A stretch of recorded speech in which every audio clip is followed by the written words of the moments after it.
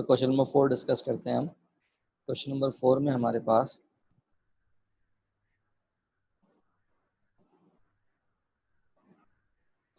Four में कह रहे हैं कि 9801 बराबर है 3 की पावर 4 मल्टीप्लाई बाय 11 का स्क्वायर। फिर वो पूछ रहे हैं कि अंडर रूट 9801 किसके बराबर है। दोनों तरफ रूट लगा दें, ये हो जाएगा 3 की पावर 4 और ये हो जाएगा 11 का स्क्वायर। देखो 3 की पावर 4 का क्या मतलब है, 4 दफ़ा आएगा 3 और 11 2 दफ़ा आएगा। उसके बाद हम करेंगे पेयरिंग। तो एक ये पेयर बन गया, एक ये पेयर बन गया, एक ये पेयर बन गया। जब भी पेयर बनेगा पेयर हमेशा बाहर आ जाता है, तो 3 बाहर आ जाएगा, 3 बाहर आ जाएगा, 11 बाहर आ जाएगा। ये हो जाएगा 33 इंटू 11, सॉरी 9 इंटू 11, जो कि हो जाएगा जनाब 99। बात समझ में आ गई?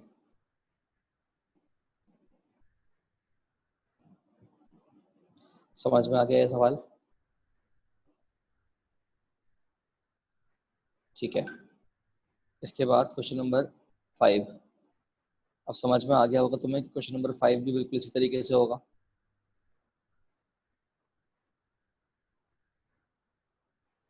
क्वेश्चन नंबर 5 कर लोगे?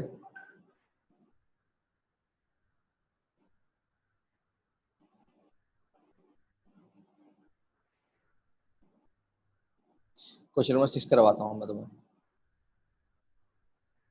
क्वेश्चन नंबर 6 का पार्ट बी कह रहे हैं अंडर रूट 80 निकालना है। ये काम करवाया तो था मैंने तुम्हें। 80 लिख के उसका एलसीएम ले लो। ये हो जाएगा 240 जा, 220 जा, 210 जा, 25 जा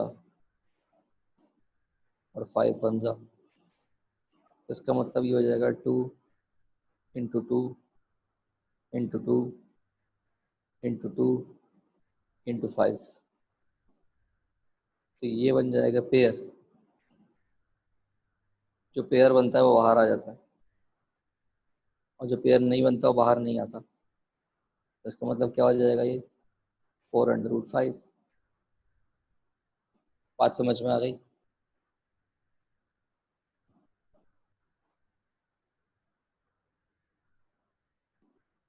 तो इसके बाकी पार्ट्स कर लोगे।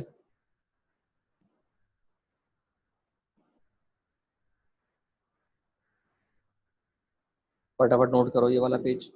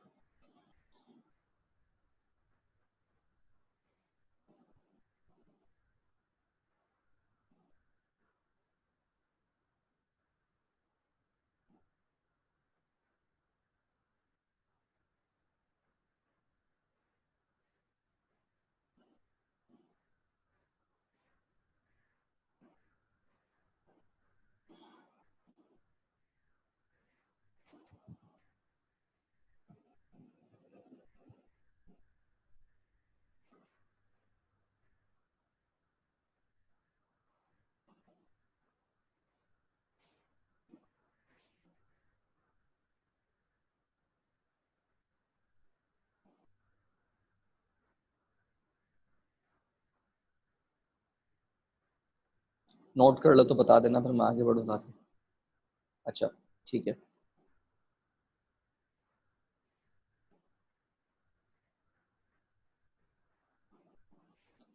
देखो भाई, क्वेश्चन नंबर हमारे पास है अब 10। क्वेश्चन नंबर 10 पार्ट ए हमसे कहा जा रहा है 667 जो है वो प्राइम नंबर है या नहीं। तो 667 अब प्राइम नंबर है या नहीं, आप कैसे चेक करेंगे? सबसे पहले आप देखेंगे भाई 3 के टेबल में आता है, देखिए ऑड नंबर है ये ना, इवन नंबर नहीं है। तो अगर ये इवन नंबर होता तो फिर आप 2 से चेक करते या 4 से चेक करते, तो आपने सिर्फ इसको ऑड नंबर से चेक करना है। सबसे पहले आपने इसको 3 से चेक किया, 3 से नहीं जा रहा, ठीक है। ये 5 से भी नहीं जा रहा, ठीक है। ये 7 से देखें, 7 9 से 7 से भी नहीं जा रहा। फिर इसको आप 11 से करके देखें तो 11 से भी नहीं जा रहा, 9 से भी नहीं जा रहा। फिर आप इसको 13 से करके देखें, 30 से डिवाइड करके देखें,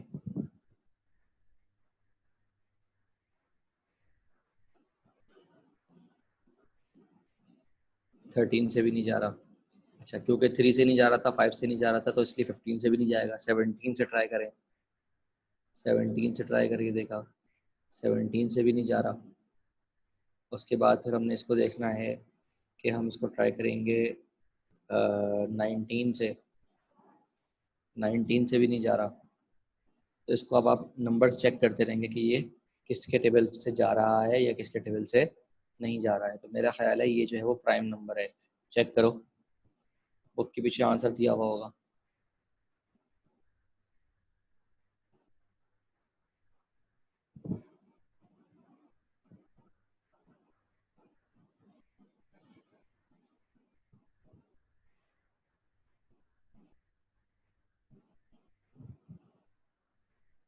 प्राइम नंबर, ठीक है।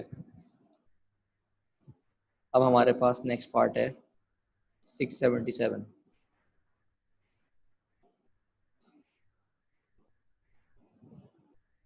तो इसी तरीके से इसको भी फिर हम चेक करेंगे। तो ना 5 के टेबल से आ रहा है, 7 के टेबल से चेक करेंगे, फिर 11 के टेबल से चेक करेंगे। इसी तरह चेक करते करते करते आप चेक करोगे किसके टेबल में आ रहा है, ठीक है। अगर ये किसी के टेबल में आ रहा है तो ये कॉम्पोजिट नंबर कहलाएगा, और अगर ये किसी के टेबल में नहीं आ रहा है तो ये क्या कहलाएगा? प्राइम नंबर कहलाएगा। बात समझ में आ गई?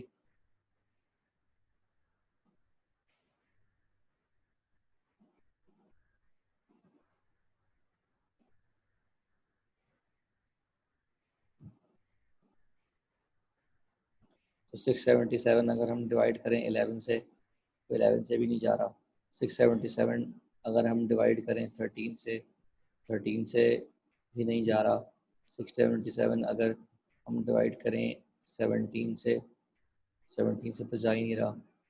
677 अगर हम 19 से चेक करें, 19 से भी नहीं जा रहा।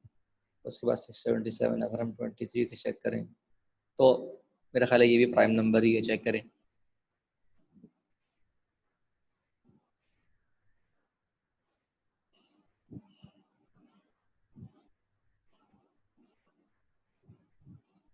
ठीक है जी,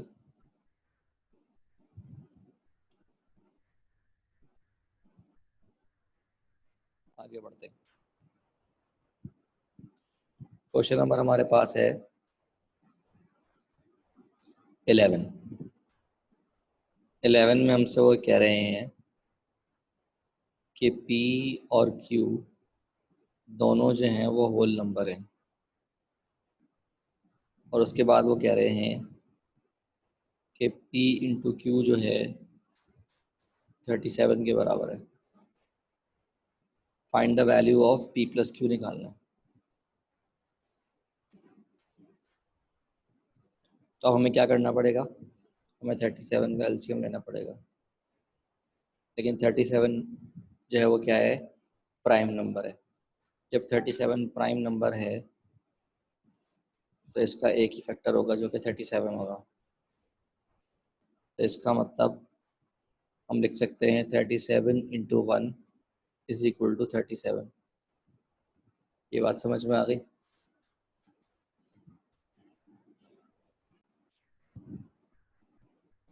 तो इसका मतलब P की वैल्यू 37 हो गई और Q की वैल्यू 1 हो गई। अब अगर P प्लस क्यू मांग रहे हैं, P प्लस क्यू कितना हो गया? 38। बात समझ में आ गई?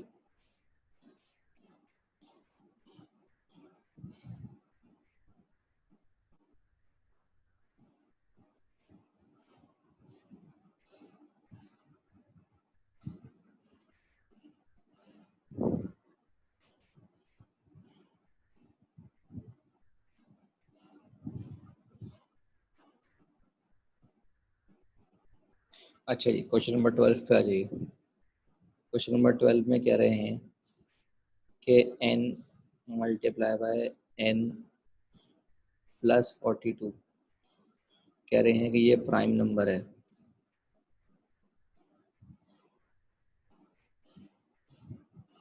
वो कह रहे हैं n की वैल्यू निकालो।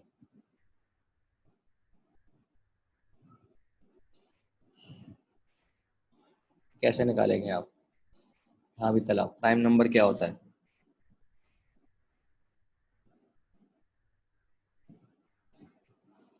देखो याद रखो, प्राइम नंबर हमेशा जब भी लिखोगे तो इन द फॉर्म ऑफ लिखा जाएगा p into one. p into one की फॉर्म में लिखा जा सकता है। तो इसका मतलब कि n जो है वो वन के ही बराबर होगा, क्योंकि ये एक नंबर है, उसको हम किससे मल्टीप्लाई करें कि प्राइम आए। तो ऑब्वियस सी बात है कि नंबर को हम वन से मल्टीप्लाई करेंगे तो ही प्राइम नंबर मिलना चाहिए हमें। तो इसका मतलब अगर मैं यहाँ वन लिख दूँ तो वन इंटू वन प्लस 42, मेरे पास आंसर आ जाएगा 43। कि प्राइम नंबर जो है वो सिर्फ और सिर्फ वन के टेबल में आना चाहिए, तो इसीलिए मैंने n की जगह पर वन डाल दिया। कोई और नंबर डालता तो प्राइम नंबर नहीं बनता। बात समझ में आ गई? क्लियर है?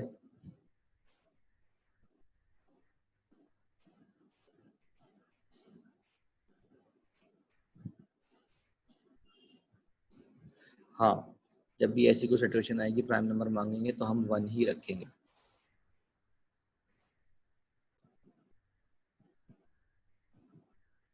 यहाँ तक समझ में आ गई बात? अच्छा, क्वेश्चन नंबर 6 का सी पार्ट और डी पार्ट करके दिखाओ मुझे। ठीक है, मैं लिख देता हूँ तुम्हारे लिए। 6 का सी पार्ट और 6 का डी पार्ट बुक है आपके पास या नहीं है?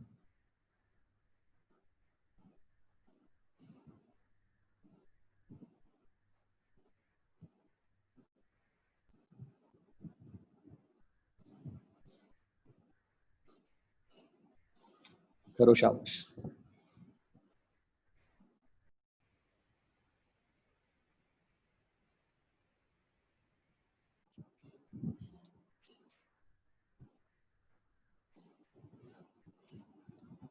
दो सौ अठारह को अगर हम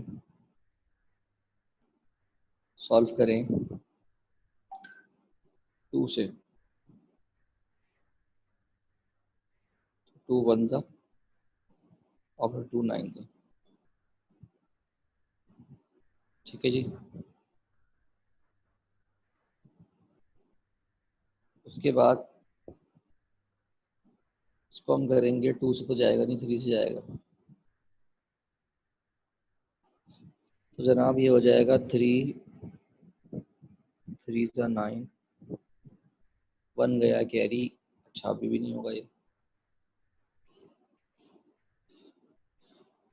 क्या मसला आ रहा है? अच्छा, अगर मैं इसको शुरू करता हूँ थ्री से,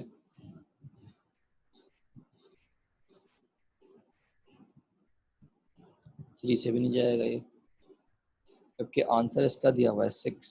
मैं देखूँ सवाल गलत तो नहीं लिखा मैंने? 218 ही है, क्यूब रूट ही है। अगर हम इसको सिक्स से करके देखें, 218 को अगर हम सिक्स से डिवाइड करें, 218 डिवाइड बाई टू, यार 109 डिवाइड बाई थ्री नहीं आ रहा।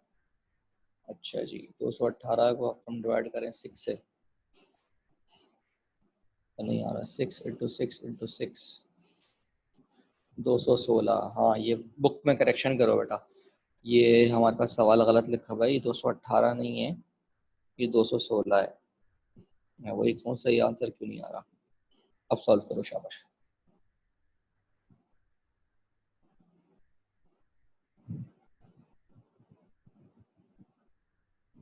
अब सॉल्व करें।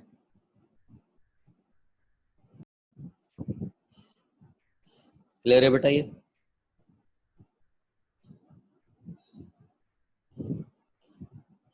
वो तुमने खुद तो आंसर निकाला है, 2 का क्यूब और 3 का क्यूब। अब आप देखो कि ये जो है वो क्यूब है और ये भी क्यूब है, आपस में कैंसिल हो जाएंगे ना बेटा। क्यूब रूट और क्यूब आपस में कैंसिल हो जाएंगे, 2 बाहर आ जाएगा, 3 बाहर आ जाएगा, तो 2 3 से कितना हो गया, 6 हो गया। बात समझ में आ गई? क्लियर है? नहीं क्लियर तो भाई पूछ लिया करो। पक्का समझ में आ गई?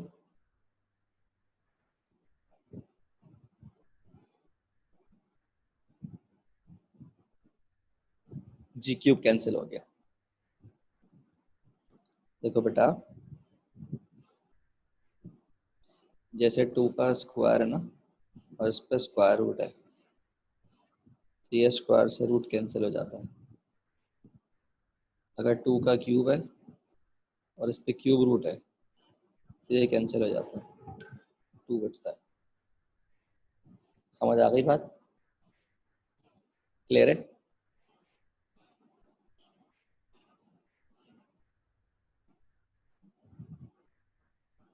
जो अगला पार्ट दिया था वो करके दिखाओ।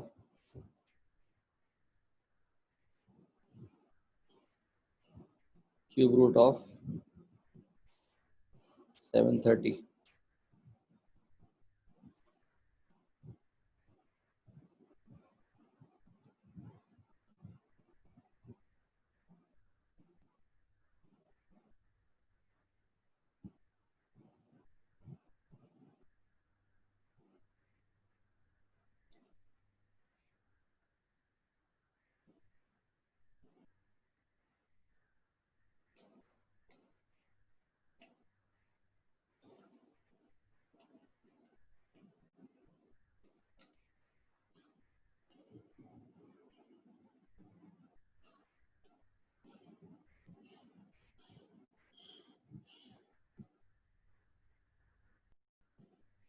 जनाब इसका आंसर आएगा हमारे पास 9। अच्छा, बेसिकली उन्होंने क्वेश्चन में किया क्या है, उन्होंने मांगा था एस्टिमेट ना। तो एस्टिमेट के लिए हमें क्या करना होता है, उन्होंने हमें क्वेश्चन दिया था 730 और उन्होंने कहा था एस्टिमेट। अब एस्टिमेट के लिए हम क्या करते हैं कि हमने 1 का क्यूब किया, 2 का क्यूब किया, फिर हमने 3 का क्यूब किया, फिर हमने 4 का क्यूब किया, फिर हमने 5 का क्यूब किया, फिर हमने 6 का क्यूब किया, फिर हमने 7 का क्यूब किया, फिर हमने 8 का क्यूब किया, और फिर हमने 9 का क्यूब किया। तो 9 का क्यूब आ रहा है 927, सॉरी 729। तो इस तरह हमें पता चला कि 730 का जो क्यूब रूट है वो तकरीबन तकरीबन कितना है, 9 के आसपास है। बात समझ में आई? हाँ, क्लोजेस्ट परफेक्ट क्यूब रूट करते हैं, हाँ एस्टिमेट में यही करते हैं। ठीक है, बात समझ में आ गई? तो इसीलिए वो जो 216 था ना, वो 216 भी गलत नहीं था, 218 भी गलत नहीं था, वो यही था कि 6 का क्यूब जो है वो 216 है, जो कि 218 से बहुत करीब है।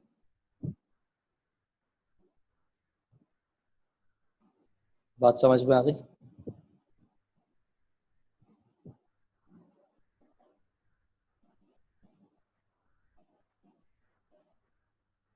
अच्छा जी, और सवाल देखते हैं। अच्छा भाई, इसका जो एरिया दिया हुआ है हमें, वो दिया हुआ है 250। Centimetre square. तो वो कह रहे हैं पेरीमीटर जो है निकालना है आपको। देखो आपको पता है कि अगर ये एक्स है तो स्क्वायर में सारे एक्स बराबर होते हैं। तो पेरीमीटर जो कि हमें निकालना है वो बराबर होता है 4x के। ये बात समझ में आ गई कि स्क्वायर की लेंथ अगर एक्स है तो उसका पेरीमीटर 4x होता है। अच्छा भाई, एरिया बराबर होता है एक्स स्क्वायर के।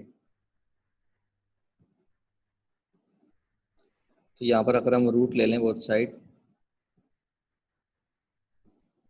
तो हमें जो है वो 250 का रूट मिल जाएगा। तो हमें पता है कि भाई 16 का जो स्क्वायर है होता है 256। तो करीब करीब की वैल्यू मिल गई हमें।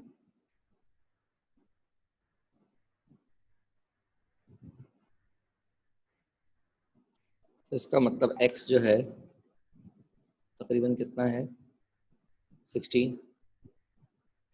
तो पेरीमीटर था 4x। तो 16 फोर से कितना हो जाएगा 64। 64 आ गया पेरीमीटर। 4x के बाद नहीं समझ में आया।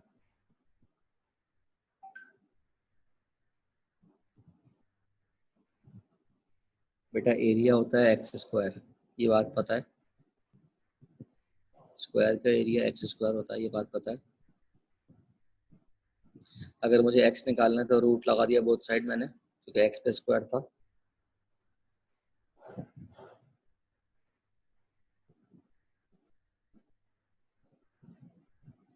दोनों तरफ रूट लगा दिया, ये बात समझ में आ गई।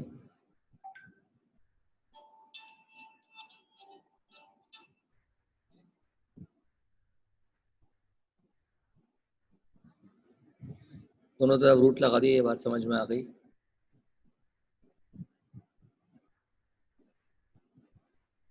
तो देखो हमें अगर 250 का रूट निकालना है तो हमें एस्टिमेशन करनी पड़ेगी।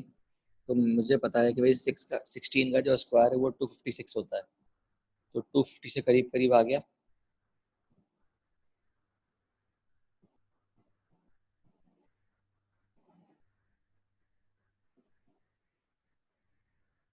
तो इसका मतलब x की वैल्यू हमारे पास क्या हो गई 16 हो गई। तो अगर x की वैल्यू 16 है तो पेरीमीटर बराबर था 4x के। तो 16 फोर से कितना हो गया 64। पेरीमीटर का आंसर आ गया।